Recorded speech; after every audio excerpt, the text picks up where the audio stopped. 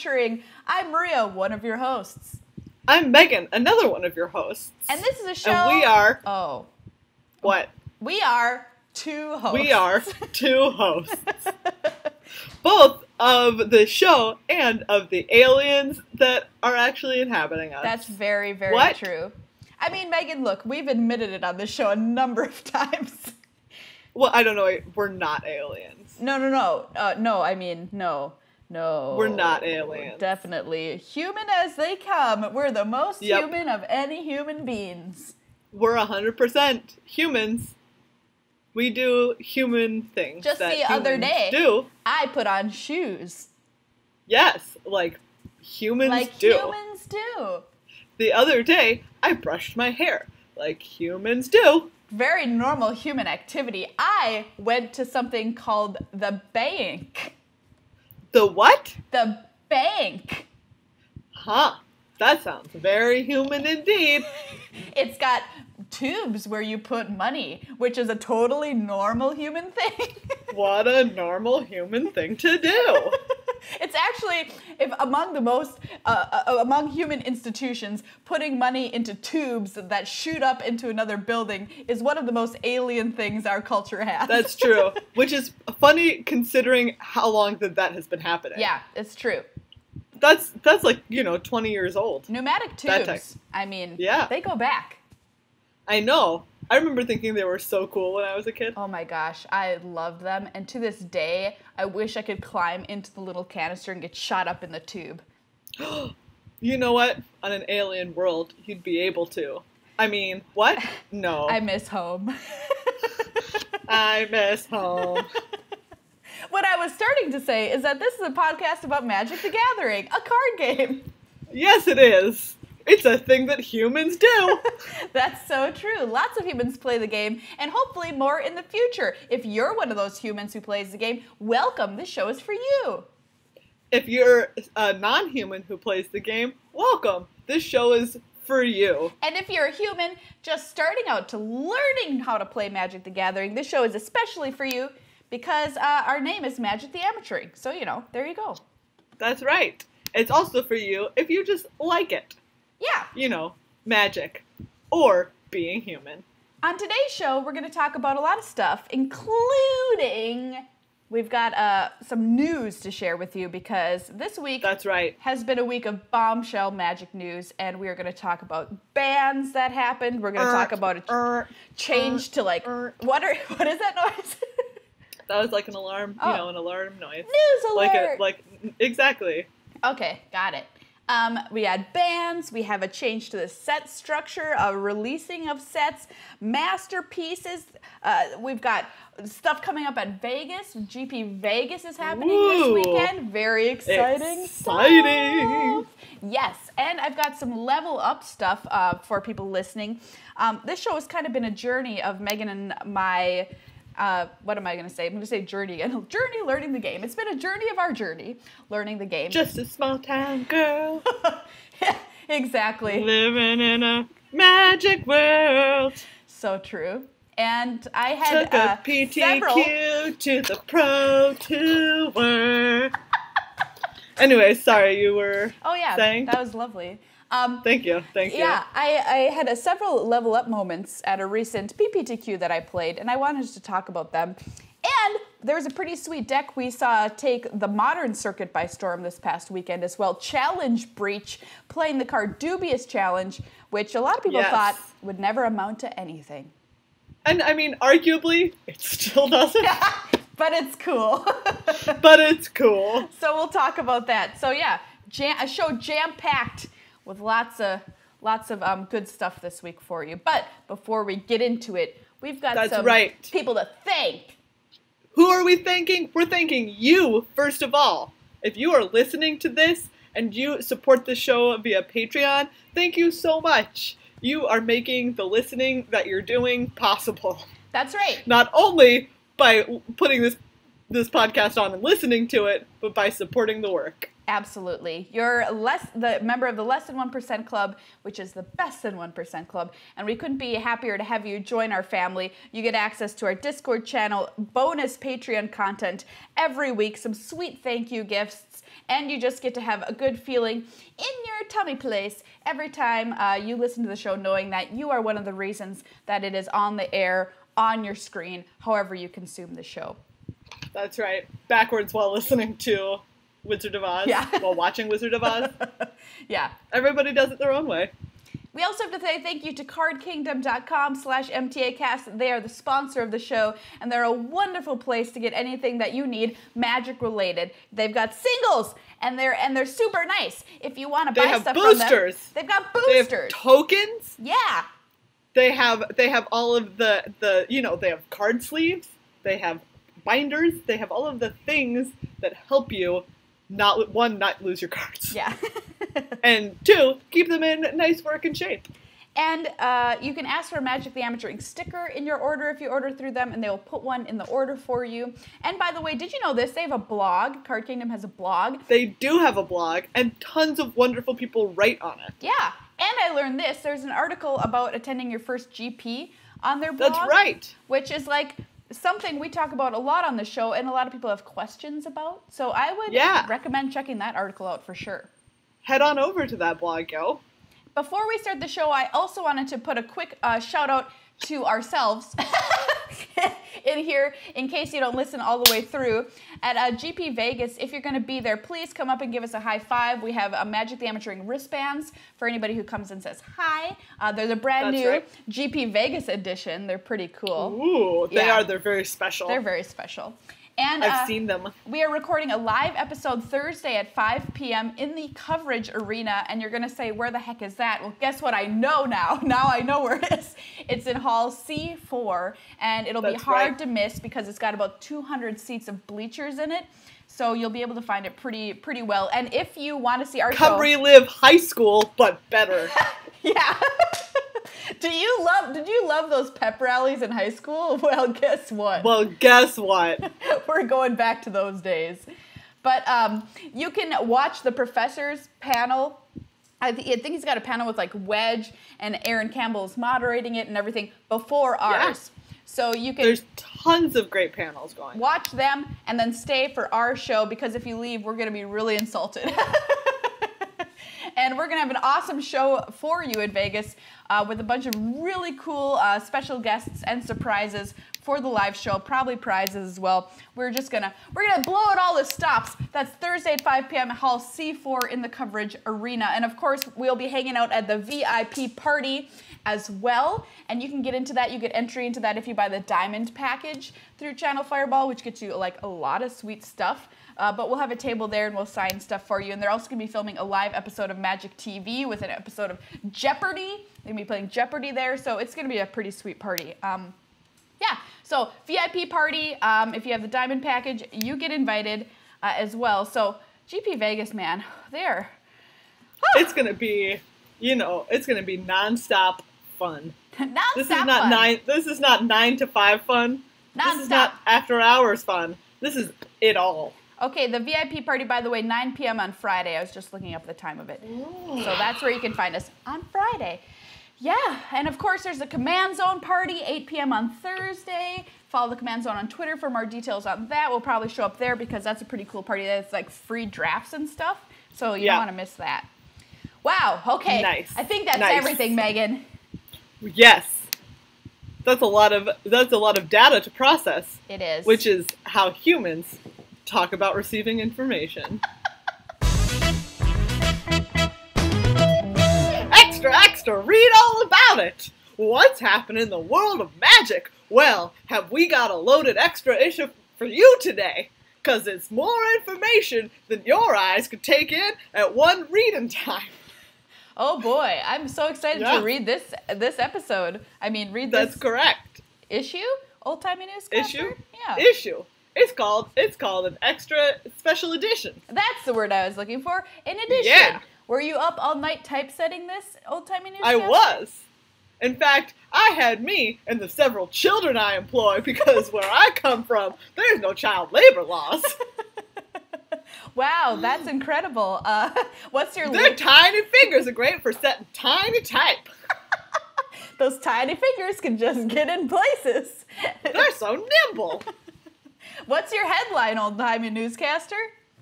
extra, extra, large sets only, and core sets to return. Extra, extra, Aetherworks Marvel gets kicked to the curb. Yeah. Those are mostly it. We had some pretty great Magic news this week. I would say positively received by most of the community, which is, not for nothing, which it doesn't normally happen like that. But a few. What are you talking about? Everyone is great all the time. Yeah. A few. When did they enact these first changes? So was it a year ago, something like that? It was multiple years ago. You're talking about when they decided to get rid of the core set. Yeah. And do just 2 big sets a year. Right. Wasn't that 2015? I don't remember, but let's just say I think it's been 2 years. It was probably something like 2 years ago. They decided to go from 3 sets telling a story down to 2 per block.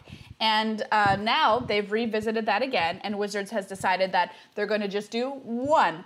Large sets only, because they thought that the small set was actually what was creating most of their problems, because normally you go large set, small set. So we've had Kaladesh, Aether Revolt, and we have here Amonkhet, Hour of Devastation. And they're like, maybe that will solve our problem. Shadows, and Eldritch Moon. Right, exactly. And now they're before, when it had been big, small, they were like, it's the 3rd set that's causing the problem. Right. But now they're just like, wait a second. It's just any small set, no matter how many of them there are. So they're like, well, now we're going to try and do only large sets. So the way that it'll work is 3 large sets a year plus a core set. And of course, we're not counting things like if they decided to do another conspiracy or something like that, because those would be small. This is just the straightforward part. Yeah, so large sets only, and they said it doesn't necessarily mean that every set will be a whole new world. They might overlap worlds if the story calls for it. They might do more return to kind of world stuff to kind of give their creative team a break from designing 3 new worlds a year, which is for them a lot, pretty tall order. So starting in the spring of 2018, we will get our first standalone set with, I think, what is it called? I'm gonna look at what it's. Oh, I closed the window. Is it Ixalan, or that's this winter? Ixalan will still follow the same. Ixalan will still be big, small? Yes, I believe so. That makes sense. So 28. No, that's right? Yeah, because this year we've had Amonkhet Hour, and then we'll get Ixalan, and then small set of whatever Ixalan's small set is. And then in 2018, it'll start with big. Yeah, so Ixalan's small set right now is called Eggs. We don't know. That's its code name. And then coming up next in spring of 2018 will be Soup, and that will be the first standalone set. And I think we're going to learn this weekend at GP Vegas what Soup is. What Soup is? Yeah. I've never known. So we're going to probably learn Eggs and Soup. Which just sounds really weird. And then after Soup will be the return of the core set. Gotcha. So it'll be Eggs, Hour of Devastation, Eggs, Soup, core set. Yeah. And Sounds really like a terrible dinner. Well-rounded meal. Eggs and soup? No. Eggs and soup. No. That's like, what? That's like a perfect, tell me that's not a perfect meal. I mean, maybe for breakfast if I'm not feeling well. It sounds terrible. Can you imagine eating scrambled eggs and then just eating some soup? And here's your soup. Oh, no, thank you. It's just not working for me. So. No. Although I really like hard-boiled eggs. Yeah. Anyways. I've got to get there. I want to get to the place where I like hard-boiled eggs, so I just got to work on it, Yeah. I am now thinking about hard-boiled eggs. Anyways, moving on. Yes.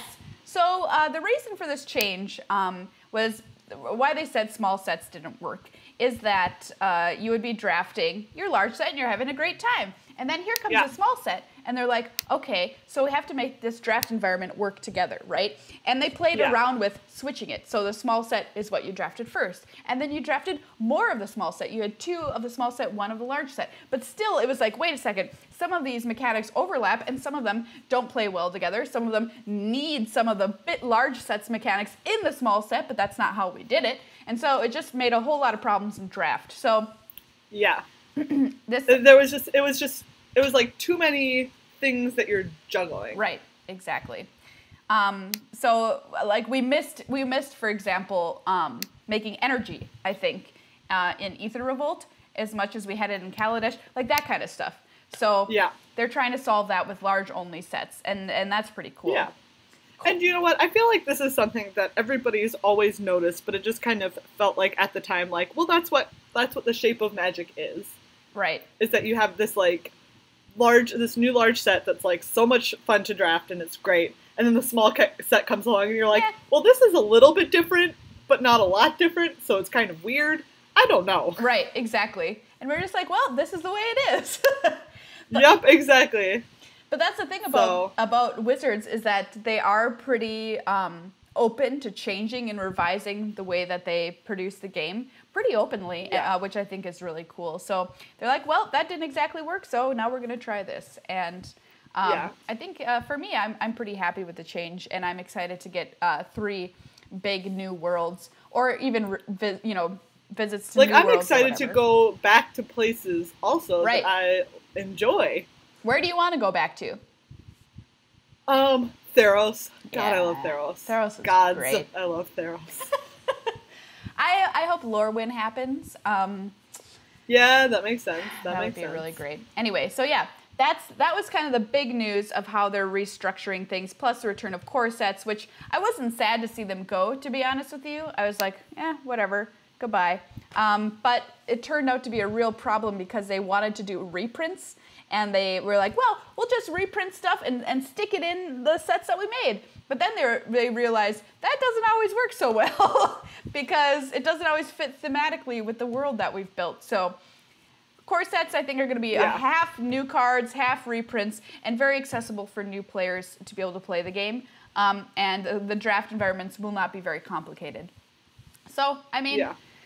We got to take our medicine a little bit with core set because I know reprints are sometimes necessary, and we gotta play those wind drakes and those hill giants and just be happy with it.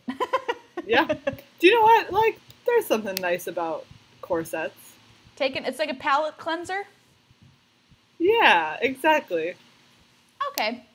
Well, we'll see that again after Soup, as we mentioned. So, core sets will be back. And I feel like core sets in some ways, like when you don't get Return to Worlds, it still like introduces you to stuff that you didn't know beforehand, like Convoke, right? Right. That's a good point. Where it's like, I wouldn't know about Convoke if we hadn't had a core set that had Convoke in it. We're also getting less Gatewatch, so we're going to see less. Thank goodness. Oh, it's so much better. We had so much Chad, so much Gatewatch. Excuse me, Gideon. Let me show you the way out. Yeah. I'm quite Here's happy the about door. That. Help yourself to it. They told us we're still going to see them. They're going to pop up, but That's true. Going to be way less. Which, you can't be done with them entirely forever. No. They are watching some kind of gate or something. Yeah. Are they, though? I mean, they've been going a lot of places. They have. I feel like they better have a baby monitor on the gate to really let them know something's up. I think also, this is kind of also what people have been talking about, where they were like, oh, I miss, or we miss getting to know more new planeswalkers. Yeah, so do I. Like, there haven't been a lot of, like, we've barely met new planeswalkers in the last couple of sets. And I agree with that. Like, Chandra's great, Nis is great, Gideon is who he is.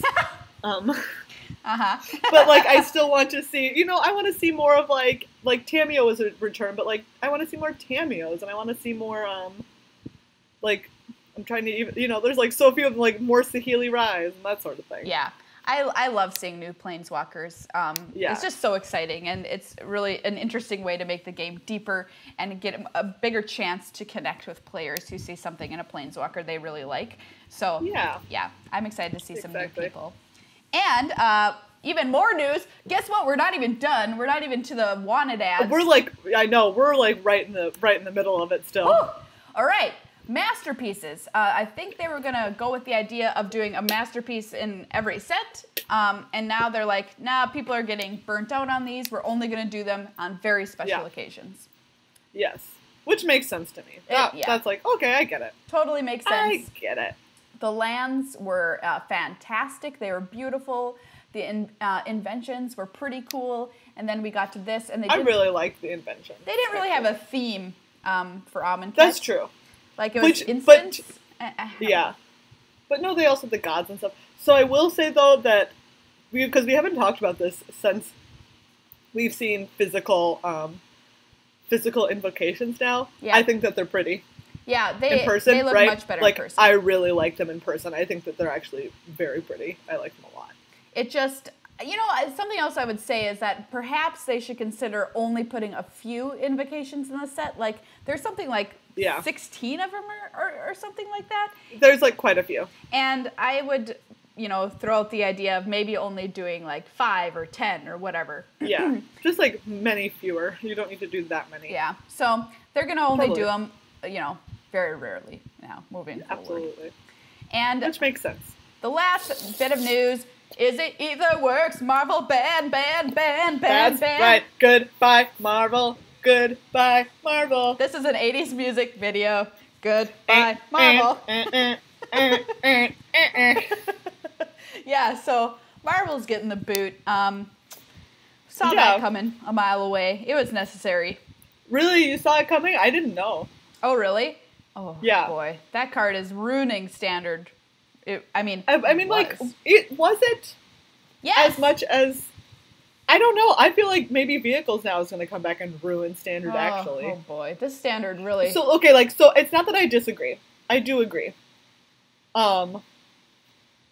But I just feel like if you looked at that one, people were developing decks that were very good against it.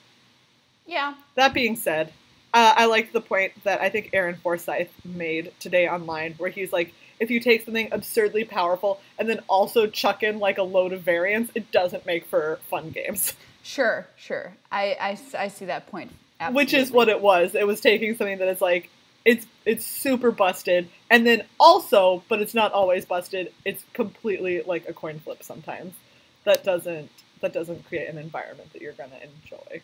Yeah, I think there were enough games where somebody says, my opponent played a Marvel on turn 4, spun it and hit an Ulamog, spun it, hit an Ulamog, the next time. Yeah. It's just like, what is that? It's not... No, it's totally not. A little too unfair for a Standard environment, I think. Yeah. But you're right, like maybe Vehicles will now, show up and Gideon will take over again. And, I think this Standard environment just has a cornucopia of issues that it's been dealing with. First was the unknown Saheeli Cat thing. Then comes Marvel and potentially now Vehicles again. I think they just we've hit a rough patch, right? And they're trying to correct it. But perhaps there's no real way to correct for everything that has kind of gone wrong in this. It's sort of like, okay, like when, if you've ever seen like the balancing acts where they have like, a broom or a ladder or whatever thing that they're like balancing on their finger. Yeah. And when it's perfectly balanced, it's just like they can just stand there. But like I feel like as soon as it starts wobbling, like you're just in this like you never get to stop like running around now to try and like rebalance it. That's exactly it. It's like And the thing is that Wizards knows this. They know that Standard has kind of we've been putting casts on a lot of body parts of Standard and trying to patch it back together. So what they've decided to do is create a more devoted playtesting group within Wizards of the Coast, which is pretty cool. Which is awesome. So we're going to see friend of the show, Melissa DeTora, enter that group. Friend of the show, Andrew Brown, is going to be in this group. And they're going to spend more time testing specifically Standard, Sealed, and Draft for new formats, which is like, thank God. So yes. Really positive change there. Only good things can come of, I think, them testing more. Oh yeah, absolutely. So I'm really excited for that, and I am excited to see how Standard shapes itself. I suppose Ixalan will be the real big change that we see happening. I am so excited to hear more about that set. So am I. Woohoo! And I think we're gonna hear more. There's gonna be preview cards in Vegas, of course. So keep your eyes open for those. There's gonna be I think a ton of like sweet info release at Vegas. Yeah. We have a preview So. card, Megan. Yeah, we do. It's going to be hitting your eyeballs less than a week from today. I the know, 19th. The 19th. You have to check our YouTube channel. Yeah. Speaking of our YouTube channel, we didn't even say that we have a new know. episode of My Roommate is a Planeswalker out. You've been waiting for so long. You have. And here it is, season 2. And it is here finally. Finally. Featuring Xenagos, whatever you want to call him, throwing a sweet party. So check it out, youtube.com/MTAcast. New episodes of My Roommate is a Planeswalker. Planeswalkers is everyday people. Yes. Jace has a beard. What more do you want?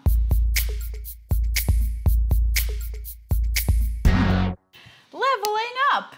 Hey, you've been with me and Megan on this journey. Megan and I, me and Megan and me. That's the right way to do it. The us. You've been with the us on this journey. The us with this journey since episode 1. Which is what our alien species calls the collective. What? I mean, we're humans. Yeah, definitely. We definitely don't at night go put ourselves into a big sea that we refer to as the us as we melt into it and then reform as our human shapeshifter forms in the morning. Yep. That does not happen. No, that certainly does not happen.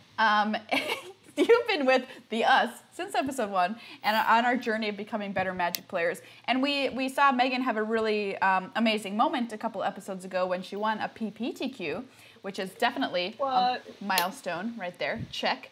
And I just want to talk about a couple of things that I've been thinking about in my journey, sort of trying to level up my play as well. So, I attended a PPTQ this past weekend, which was actually LCQ, last chance qualifier for a regional PTQ, and it was very large. It was a 70-person PPTQ, so there were something like 7 rounds, which is pretty big from what I'm used to playing in a PPTQ. And we played sealed deck, of course, and the first thing that I noticed about myself was I'm usually terrified of building 3-color decks in sealed. I get really panicky that my mana's not going to work out, or I'm going to, have some kind of color screw when I'm playing my game, something like that. And I usually tend to build a 2-color deck. But I was laying it out, and blue and white were where I had most of my colors. Yeah. And I was like, okay, I could build this deck. But I would have to play things like a few Sacred Cats, which actually wasn't the worst thing because I had Temet in my deck, and I also had an Aven Wind Guide. So I was like, you know what? Sacred Cat's all right. Maybe I could justify this and build my blue-white deck. But then I looked at my green, and I had some Hooded Brawlers. I had 2 Gifts of Paradise. I had a Colossopede. I had a Cartouche of Strength, that kind of stuff. And I was like, that's some solid stuff. You know what?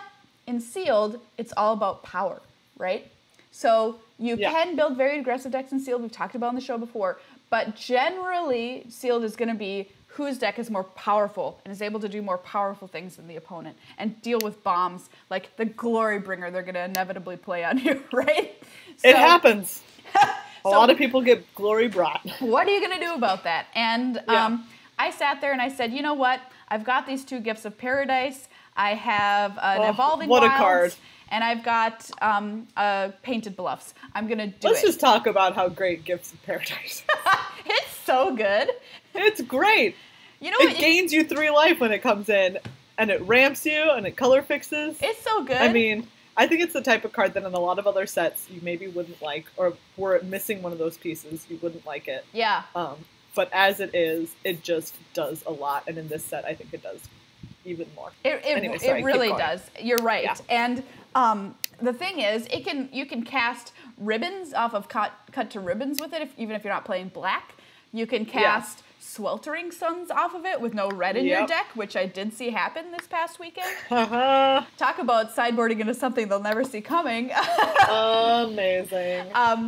Anyway, so I did it. I played 3 colors, and I felt extraordinarily happy with that decision. And I realized that I wasn't afraid. I wasn't afraid of playing it. I was like, this is the correct decision for my pool, and I'm going to go for it. And it paid off immensely. If I hadn't played that green, I don't know what my record would have been, but it would not have been 4-3, which is where I ended up. It would have been worse. So I'm very happy about the decision. And that was kind of just a moment I realized, I wasn't scared of this. Okay. Yeah. So I made the decision to play more thoughtfully in this event than I've played in the past. A lot of times I found myself in a position, if I were in a board stall, or if I just didn't want to do the math, if I was having lazy brain, that I would do what Loading Ready Run calls flunge, which is just attack with everything without doing the math, right? So I said, yeah. Maria. Oh, it's so tempting to flunge sometimes. It really is. And I was like, you are not going to do it. You are just simply not going to allow yourself to do it. So yeah. I didn't. And there was a few times this weekend that I was like, I want to do it. I want to. I feel the itch in my fingers. But I didn't do it. I held back and I wanted to play more thoughtfully. So what I did is every phase of the game, I asked myself, what is my game plan? What is my opponent's game plan? And knowing both of these things, which is a pretty elementary thing, but a very vital thing to know when you're playing a game. And then I asked myself, if I'm winning, how do I lose this game? And if I'm losing, how do I win it? And that really requires you to know what cards are in your deck. So I made a pretty good effort to memorize my cards before I started playing, to know what my outs were. And I think that's really important. That's kind of something that I've never really done. I wanted to be able to say to myself, how many 4-drops do I have and what are they? What specifically are my removal spells? So that way I could play as if I were going to draw something. And this came up actually in a game where I had green and blue mana. And blue ended up being something of a splash in my deck in the end. So I didn't have my main color, which was white. And I played a Cartouche of Knowledge on my dude before I played my land drop, even though I had a forest in my hand, because I thought, what if I draw my plains? Then I can play my fan bearer. And guess what? That's what happened. You draw it? I did. Nice. And I was like, yes, yes. Ooh. And that's just like something that I probably wouldn't have done in the past. I would have just played my forest, played my thing, drawn my plains, and been like, God bless America. Like, yep. Why didn't I think of this? Yeah. So that's awesome. That was what am I trying to say? That was an example of knowing what was in my deck and playing to imagining that I'm going to draw it. I shouldn't be so fatalist and thinking I'm only going to draw crap, because sometimes you draw what you need. There's only 40 cards. Yeah. I mean, there is a chance. So. And I think that also speaks to knowing what your plan for the turn is. Yeah. Because in that case, you weren't just thinking about what was in your deck, but you're thinking about what did you want to accomplish that turn. Exactly. And in that case, one of the things that you wanted to accomplish was playing Fanbearer. And, like, in order to do that, you would have to sequence it such that you gave yourself the opportunity to draw planes and play it. Right. Which is super, like, I think is very, very important. And is certainly something that I've tried to start thinking more about. Something else that was in my mind this weekend was always the question of maintaining my advantage on the board if I'm winning versus pushing more of my advantage, if I'm winning. So you never, like, it's always a question of, well, I'm winning this game. Do I play this other flyer so I can win more? Or do I hold it back because I think my opponent might have some kind of removal spell, mass removal that could hit both of them at the same time. And that's just kind of like what I said before, knowing my opponent's game plan and trying to see the game from their point of view. I think as an aggressive player, it's really hard because we get in the mindset of, okay, I'm attacking. Are they dead? Are they dead? Oh, no, they're playing big guys. Oh, my God, my guys are smaller compared to their guys. But what are they thinking? What they're probably thinking is, oh, my God, they've got me to 3. Do they have some kind of burn spell? Or do they have a hasty creature? I'm at such low life right now. And that's kind of the instance where you say to yourself, they might be in panic mode. They're not attacking me. So now is a good time to press them on it. And even if I lose 1 guy or 2 guys in this combat, I drop them to 2 or whatever. And they're really going to be in panic mode because they're almost dead. So that was something else I was thinking about. You know, there's no real set in stone answer as to when should you push your advantage versus when should you, kind of hold back and just make sure you don't lose the game. It depends on the game state, but it is something to think about. And I was thinking about that more this past weekend. So there you go. One thing that I'm going to work on, Megan, is pausing after my draw step. I noticed that sometimes I draw my card and then I just play it if it's a land. And I really telegraph the lands in my hand if my hand's horrible, I think. I don't have a good poker face.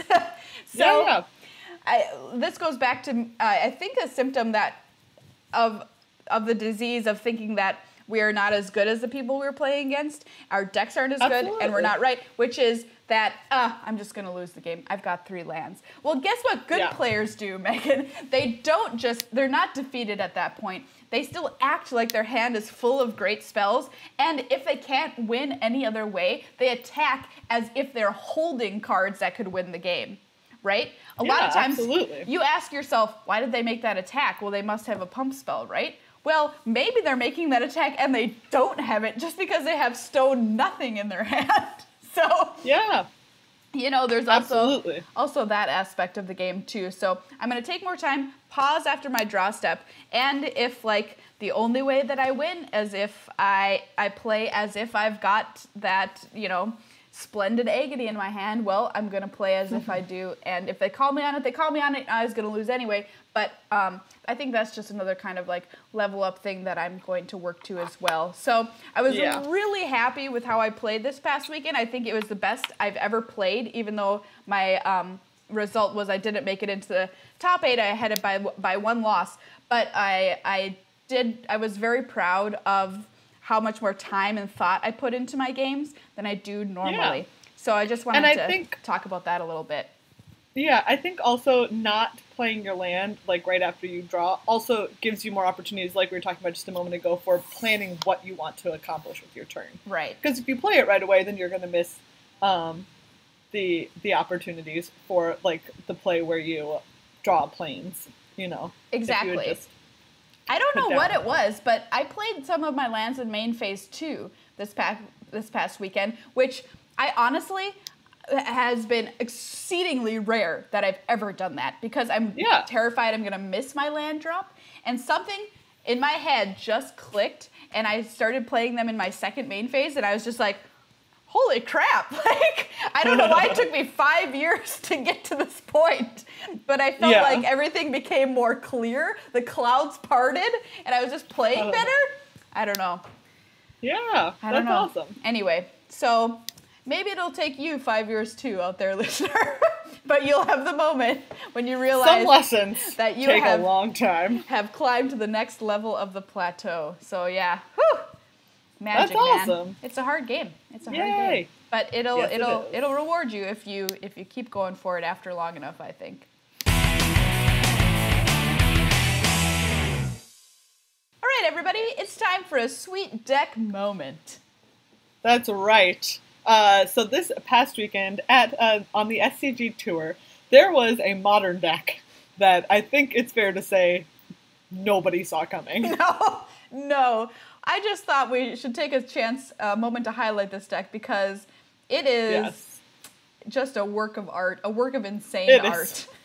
Yes, of really, really crazy art. So this deck is going by the name Challenge Breach, and if you recognize Breach, that's because it's in decks like Breach Titan, which is a popular modern deck.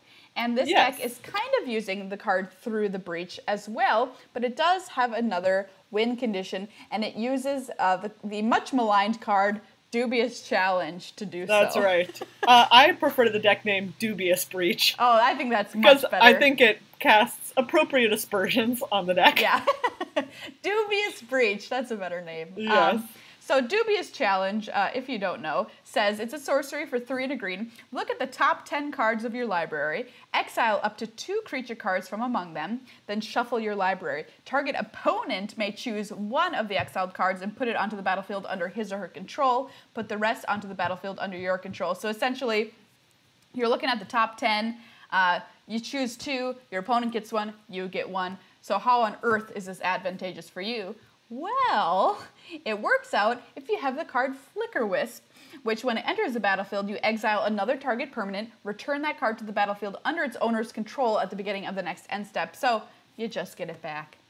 Yes. It also has a similar Glimmerpoint Stag. Yes. Which has the same effect. Whew. So it's running cards like 3 Grizzlebrand, 4 Emrakul, 1 Elishnorn. Just casual 4 Emrakul. NBD. Like what 15 mana. What deck runs 4 Emrakul? This is so great. This one. A Platinum Empyrean. Oh, nice. An Elish Norn. It's Yeah. Oh, it also has a Brooding Saurian, one copy of it. At the beginning of each end step, each player gains control of all non-token permanents he or she controls. Oh, nice. So it's a similar effect. So the idea is that, you know, like you cast a Dubious challenge, and then you see, you know, when you flip these cards, you see maybe an Emrakul and a Flicker Wisp. And, you know, your opponent, if they take the Flicker Wisp, well, then you just get Emrakul. Yeah. But because of the order that it happens, is they gain control first, and then you gain control. So if they take Emrakul, then you can take Flicker Wisp and target the Emrakul with it. Right. So which is pretty cool. It's like a no-win situation for your opponent if you're able to go off with this combo, which yes, it's just hilarious. It's pretty great. Like, I can only imagine the first time somebody played against this deck, they were like, "What is he Dubious challenge?" All right. Yeah.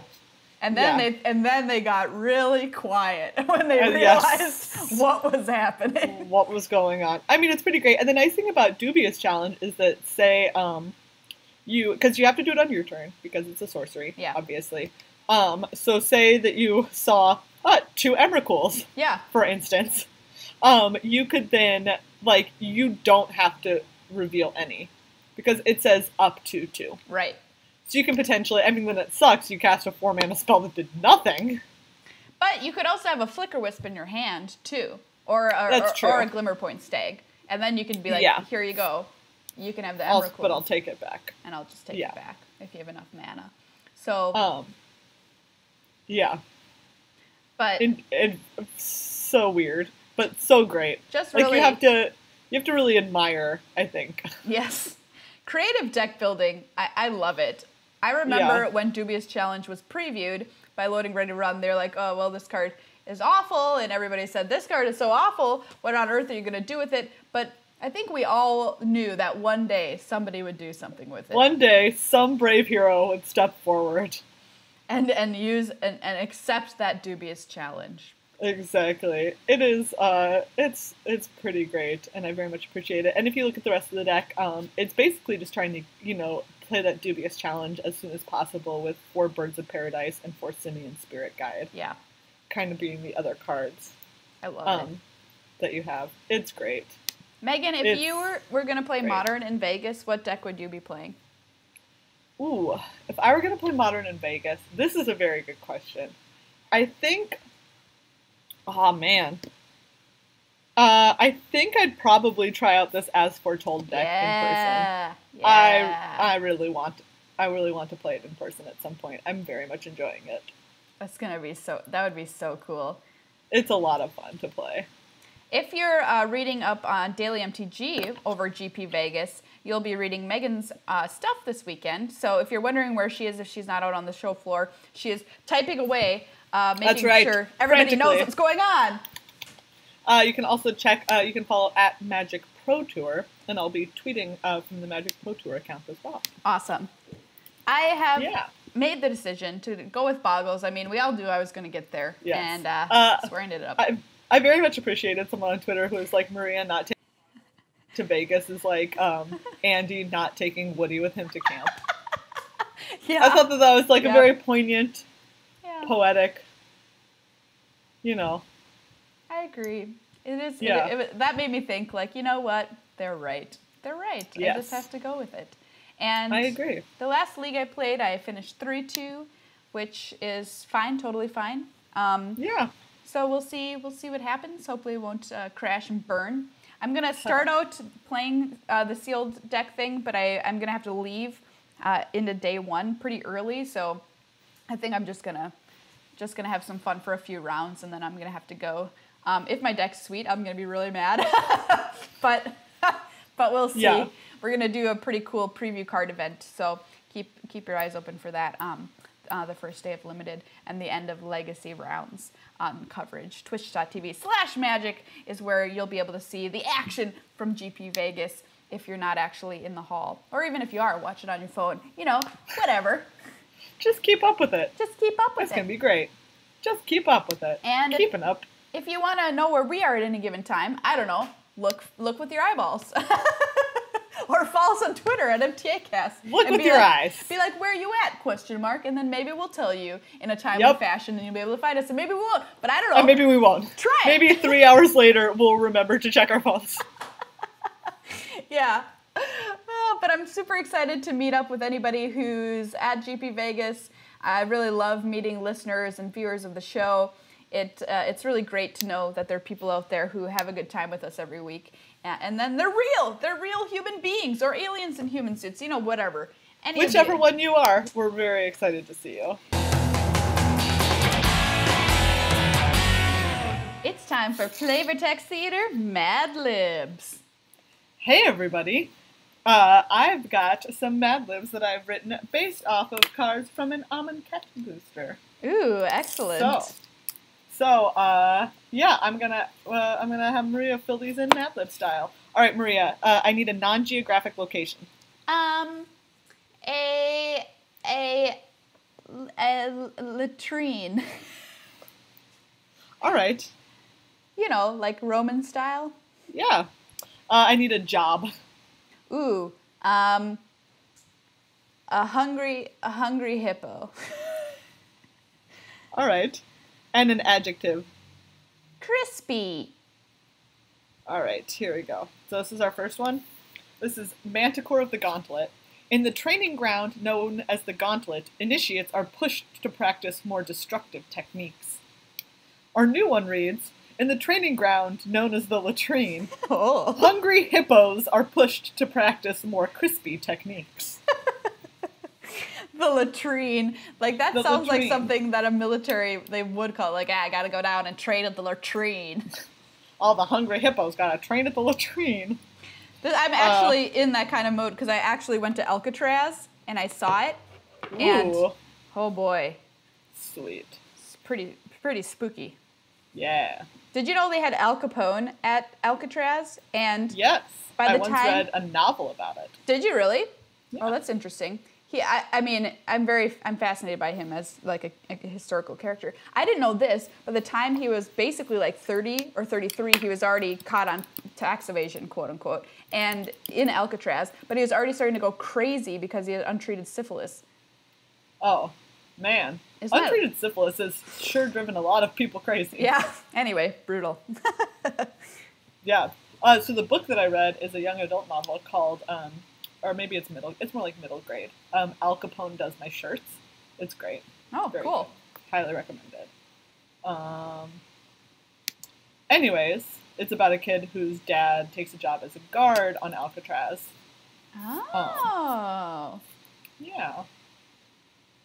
So, anyways, it's very good. Read it. Moving on. Yes. Okay, I need a noun. A noun. Disco. Perfect. Another noun. Gravy. Excellent. A verb.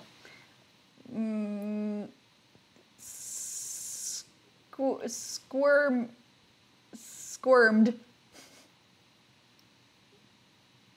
Or squirmed. Yeah. I need a person. Okay, sure. I'm gonna say Pecos Bill. And I need a noun. Trickle down economics. This one is really good. All right, Manglehorn. Okay. Rely too much on your weapons and watch your dreams shatter in your hands. Ronus, god of strength. Whoa. Rely too much on your disco and watch your gravy squirm in your hands. Oh, God. Pecos Bill, god of trickle-down economics.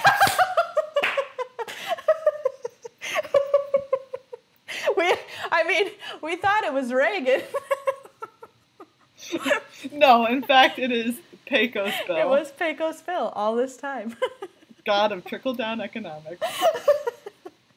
If that's not the next Planeswalker, I don't know what is. I don't know what is. I would agree. They haven't done a Wild West. We're adding him to the pantheon of Dick Van Dyke Hell Farmer and now Pecos Bill, god of trickle-down economics. I think that's a fine addition.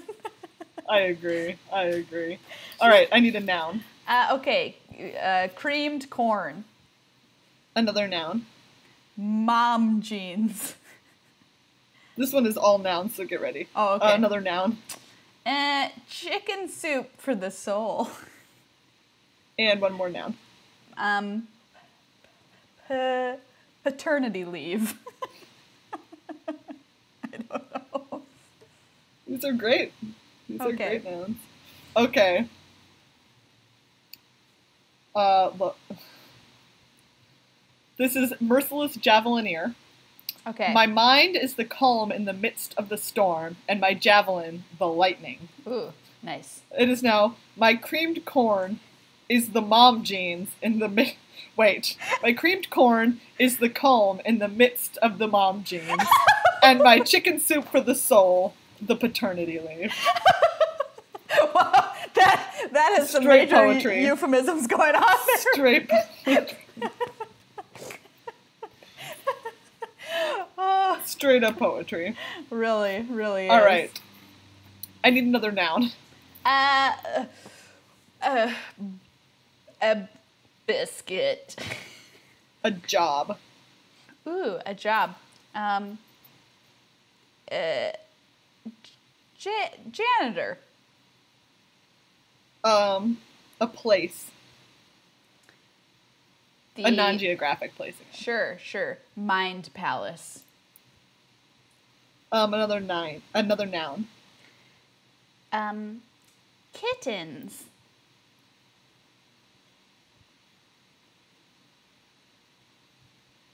And a book. Ooh. A book. Let's see. Are you there, God? It's me, Margaret. Perfect. Okay. Here's a winged shepherd. When the hour of promise arrives, the god pharaoh will tear down the Hekma, for its protection will be needed no longer. From The Accounting of Hours. Wow. When the hour of biscuit arrives, the janitor will tear down the mind palace, for its kittens will be needed no longer. From Are You There, God? It's me, Margaret. Yes. When the hour is biscuit, that's basically every hour for me. Yeah. You know what I mean? When the hour of biscuit? Yeah. Absolutely. Okay, one more. Okay. I need a thing. A thing? Yeah. The Thing from the movie The Thing. Okay. A city. Detroit. And a noun.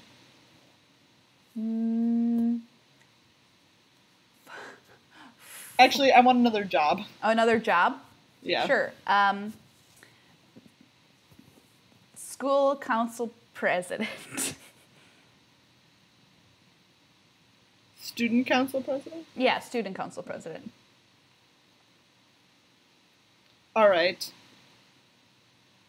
Desert Ceradon. The endless expanse of desert surrounding Nactamon sometimes yields threats that the gods themselves must answer. Now, the endless expanse of the thing surrounding Detroit sometimes yields threats that the student council presidents themselves must answer. Wow, that's a Poetic, really. Very poetic. movie. We just made a movie and we weren't even playing movie pitches. No, we weren't even. But that is truly the student council presidents tackle the thing. Around Detroit, yeah. Around Detroit. Perfect. I'm watching that. I would watch it 100%. Keep in mind that these cards that we play Flavor Text Theater with, what was the That's rare, by right. the way? Oh, this rare, I couldn't use it because it has no text because it is Rags to Riches. Rags to Riches goes in our pile for a Yes. Patreon. Lucky Patreon winner will get access to our sweet, sweet rares at the end of the month and other sweet, sweet prizes as well.